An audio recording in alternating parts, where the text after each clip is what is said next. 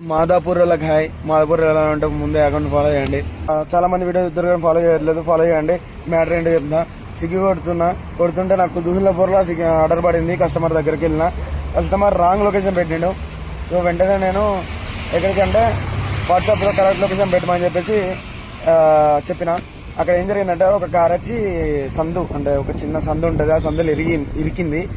ఇరికిన మూలే so నేను bikes అన్ని జరిపిన. మనకు తెలిసి మంచోళ్ళం, చాలా అంటే చాలా మంచోళ్ళం కాబట్టి జరిపిన. అందులో ఒక పిల్ల ఉన్నది. ఆ పిల్ల అక్కడ దిగిందన్నమాట. ఆ గల్లీలో ఫుల్ కుక్కలు ఉండే. సో ఆమె ఎక్కడికి వెళ్ళాలి, నేను కరెక్ట్ బండి తిత్తానా, కుక్కలు మరిగిన వాళ్ళ బయట వచ్చి బండి ఎక్కిందిరా. బండి ఎక్కిన తర్వాత వాళ్ళు ఎవరికో ఫోన్ చేసింది, వాళ్ళు వస్తారని చెప్పింది. వాళ్ళు రాలేదు. ఒక 10-15 నిమిషాలు ఆగిన, పాపం మంచోని కదా. సో ఆగిన తర్వాత చలో భయ్యా మాదాపూర్కి పోని, నేను ర్యాపిడ్ తీరు మనీ ఇస్తా అని చెప్పింది. వాడేమో హిందీలో పేమెంట్ గీమెంట్ అనుకుంటే ఏదో మాట్లాడాడో నాకేం అర్థం కాలే. తర్వాత మాదాపూర్కి వచ్చేసిన. మాదాపూర్కి వచ్చేసిన తర్వాత మాదాపూర్ ఇక్కడ పర్వీ నగర్ ఏదో ఉన్నది. అయితే అక్కడ లొకేషన్ చెప్తే ఓయో రూమ్కి తీసుకెళ్ళింది. ఓయో రూమ్ దగ్గరికి పైన డ్రాప్ చేసేసిన.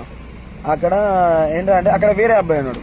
నాకు ఒక 2 seconds మైండ్ బ్లాక్ అయిపోయింది. ఆడేవాడు వీడేవాడు, నీ అమ్మ ఏమైంది నాకు అర్థం కాలే. మొత్తం హిందీలో పోయేరాక హిందీలో మాట్లాడింది. సో పోయిన తర్వాత 13 కిలోమీటర్లు వచ్చిన. మేడం పేమెంట్ ఎంతో కొంత వేయండి అని చెప్పిన, ఎందుకంటే మా మంచోళ్ళం కదా, చాలా మంచోని. నేనేమన్నా కిలోమీటర్ 10 రూపీస్ ఇవ్వండి మేడం అని చెప్పిన. ఆమె 100 రూపాయలు అంది. దీనమ్మ జీవితం. సరేలే 13 కిలోమీటర్కి వచ్చింది, పోయిందే ఉంది, 100 రూపాయలు పెట్టింది కదా. అక్కడ నుంచి వచ్చి స్విగ్గీ ఆన్ చేసిన. ఒక్క ఆర్డర్ పడలే, గంట సేపు కూర్చున్నా, రీల్స్ చూసుకుంటున్నా. ఊబర్ ఆన్ చేసిన. ఊబర్ గురించి చెప్తా. నెక్స్ట్ వీడియోలో 2 నిమిషాలు అవుతుంది వీడియో. సో ఫాలో చేయండి ఫ్రెండ్స్. నా పేరు అనుకుమార్, గుర్తుంచుకోండి.